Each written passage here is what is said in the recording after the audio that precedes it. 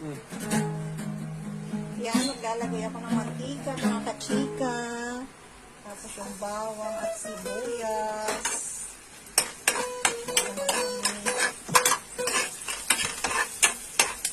Okay, lalagay ko na ang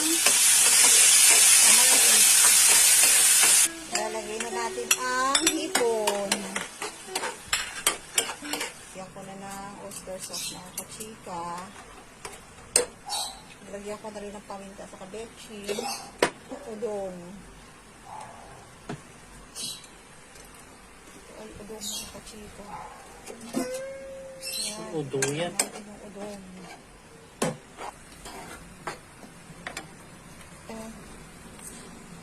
Ito na ang panghuli.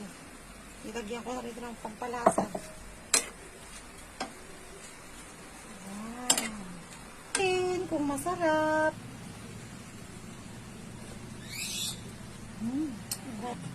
Yan ang mga chika. Luto na ang udong na may pechay. I-try nyo mga kachika. Wala pang 100 ng gastos. Konti lang. O, tipid sa ulam, di ba?